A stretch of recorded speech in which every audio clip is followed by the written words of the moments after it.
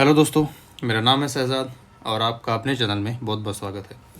आज हम trading type के ऊपर बात करेंगे कि कौन सी टाइप हमें सूट करती है या फिर हमें कौन सा ट्रेडिंग करना चाहिए।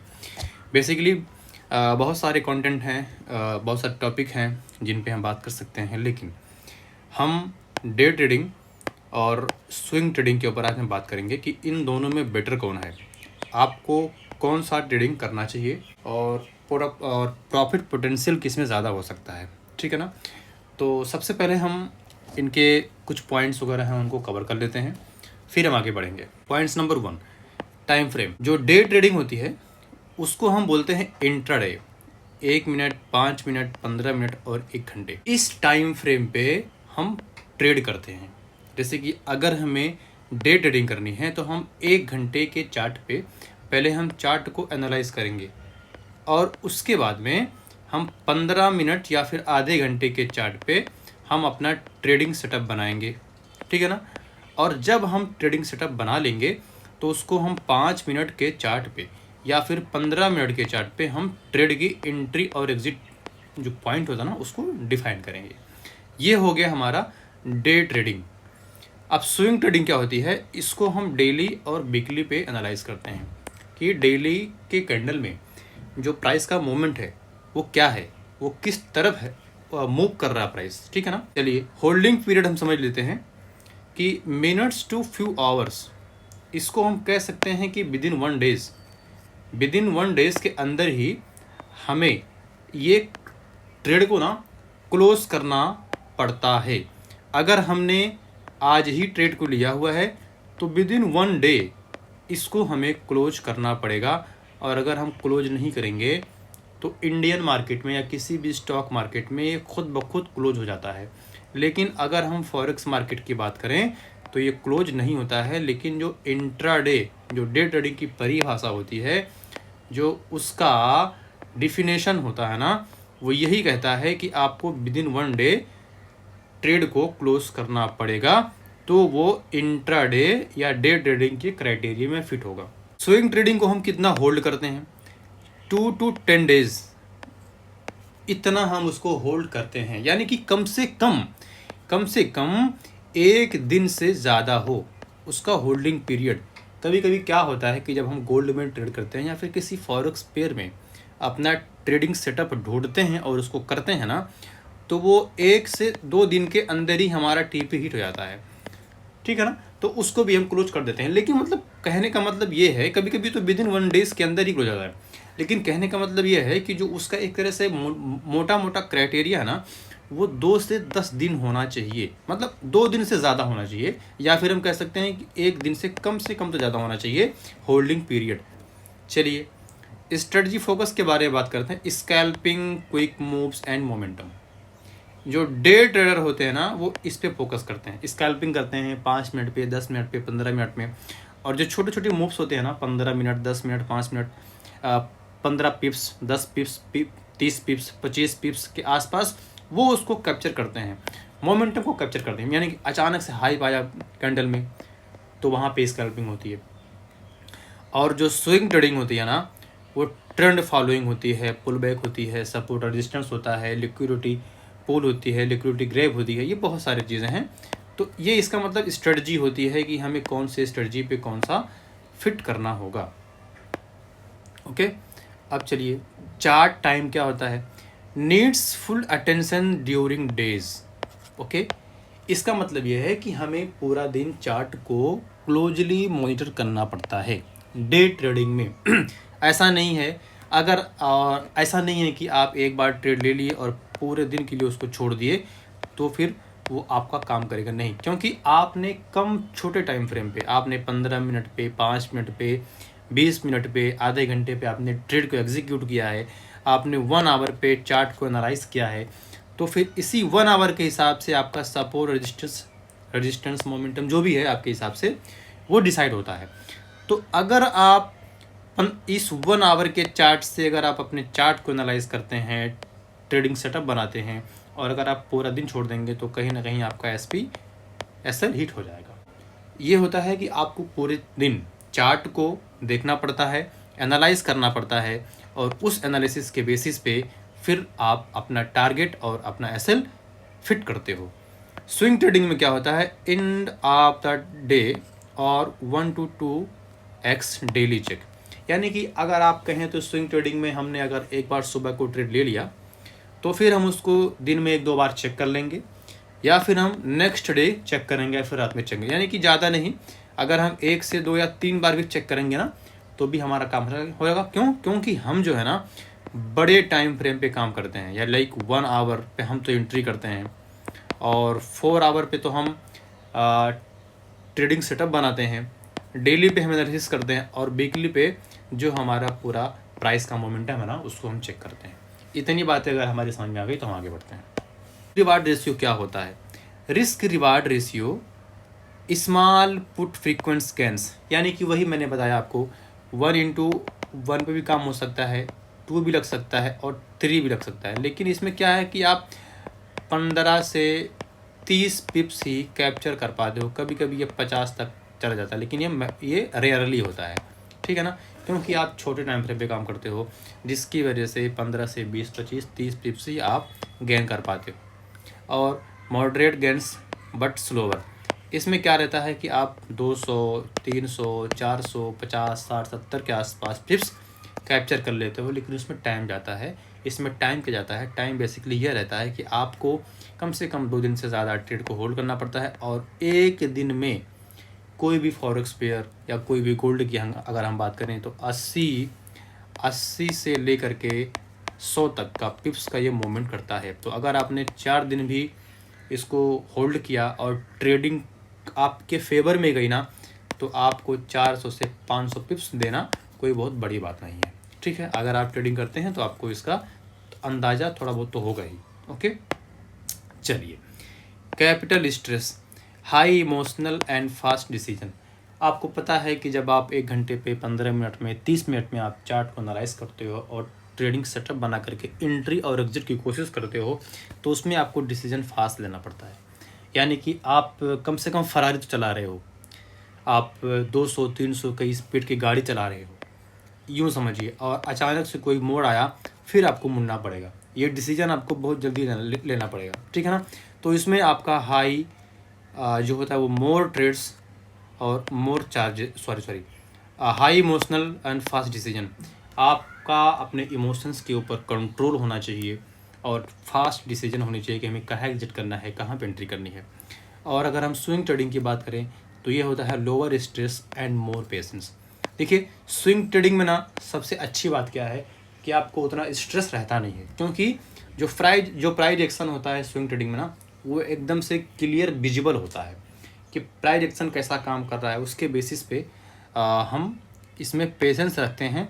अगर मान लीजिए हम 4 घंटे का चार्ट देखते हैं तो 4 घंटा एक दिन में ये पूरे 6 कैंडल ही बनेंगे, और 6 कैंडल को तो हम देख नहीं पाएंगे। तो मान लीजिए चलिए कि 4 कैंडल को हम देखना होगा, यानी कि हर 4 घंटे के बाद में अगर हम चार्ट को देखेंगे ना 10 मिनट 15 मिनट, तो भी हमारा काम चल जाता है। और इसमें उतना फियर भी नहीं रहता, यानी कि उसमें FOMO, fear of missing out का भी उतना भी डर नहीं लगा रहता है, जिसकी वजह से ये कम स्ट्रेस वाला होता है और इसमें पेशेंस बना के रखना पड़ता है। ट्रांजैक्शन कॉस्ट की अगर हम बात करें, मोर ट्रेड्स मोर चार्जेस। आपको पता है कि कोई भी ब्रोकर हो, चाहे वो फॉरेक्स ब्रोकर हो, चाहे वो इंडियन ब्रोकर हो, चाहे वो स्टॉक का ब्रोकर हो, उनका ब्रोकरेज लगता है, उनका कमीशन लगता है। तो इंट्राडे में क्या होता है ना कि हम पर डे जो भी बिगनर होते हैं या फिर जो एडवांस भी होता है ना, वो कम से कम 4 से 5 ट्रेड तो ले ही लेते हैं।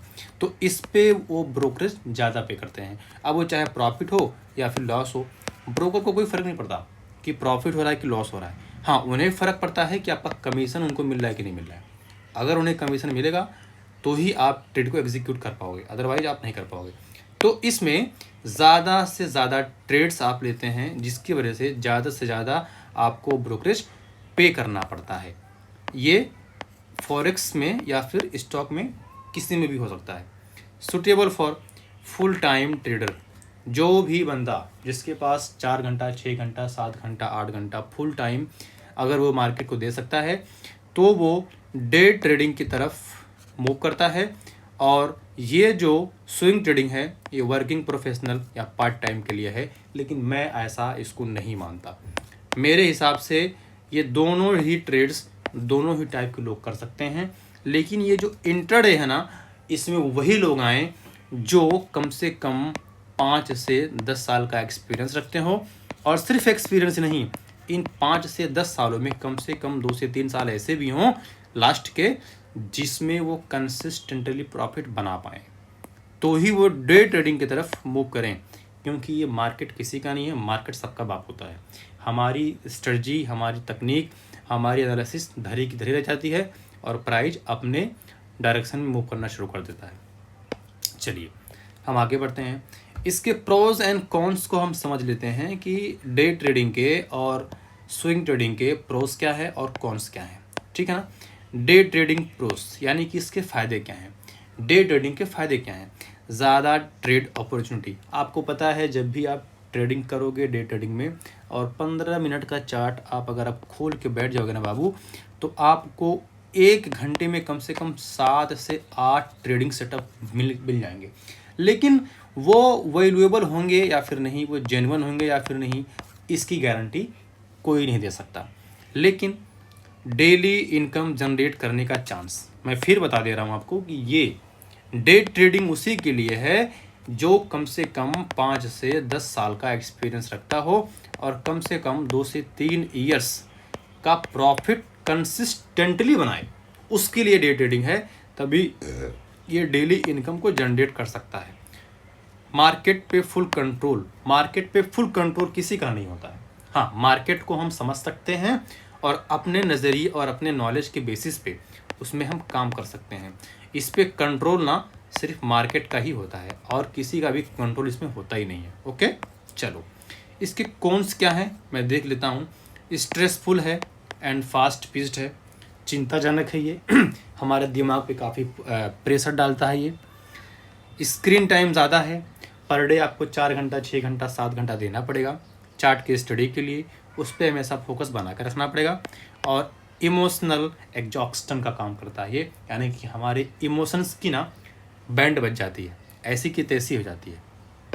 चलिए हम स्विंग की बात कर लेते हैं। फ्लेक्सिबल टाइम है, अगर आप वर्किंग प्रोफेशनल हैं या फिर आप कुछ और बिजनेस करते हैं तो फिर आप इसको कर सकते हैं। आपको दिन में सिर्फ 3 से 4 बार ही चार्ट को देखना होता है और रात को अगर आप 1 से 2 घंटा भी स्टडी करके चार्ट को एनालाइज कर लेंगे तो भी आपका काम हो जाएगा। ट्रेंड फॉलोइंग एडवांटेज है, यानी कि देखिए अगर हम स्विंग ट्रेडिंग करते हैं ना, तो देखिए स्विंग का मतलब क्या होता है। स्विंग का मतलब होता है वो एक तरह से सांप की तरह, यानी कि ये एक बार यहाँ आएगी, फिर एक बार ऊपर जाएगी, फिर नीचे आएगी, फिर ऊपर जाएगी, फिर नीचे आएगी, फिर ऊपर जाएगी, फिर नीचे, फिर ऊपर, फिर नीचे, फिर ऊपर। तो अगर आप देखें ना तो ये ट्रेंड को फॉलो करता है। ट्रेंड का मतलब क्या, किसी एक डायरेक्शन में प्राइस मूव कर रहा होता है। तो इसमें हम ट्रेंड फॉलोइंग का एडवांटेज ले सकते हैं और लेते भी हैं ठीक है ना। जैसे कि मान लीजिए हमने यहाँ पे एंटर किया, बाई किया, यहाँ पे हमने सेल कर दिया, यहाँ हमने सेल किया, यहाँ हमने बाई कर दिया। तो इसके बीच में जो टाइम ड्यूरेशन लगाना, चाहे वो 2 दिन का लगे, चाहे वो 1 दिन का लगे, चाहे वो 4 दिन का लगे, लेकिन लगा ना तो कहीं ना कहीं ये एक ट्रेंड को फॉलो करके प्राइस ऊपर जा रही है। ओके, तो इसको बोलते हैं ट्रेंड फॉलोइंग, जो कि इसका एडवांटेज है। इमोशनल प्रेशर बहुत कम होता है।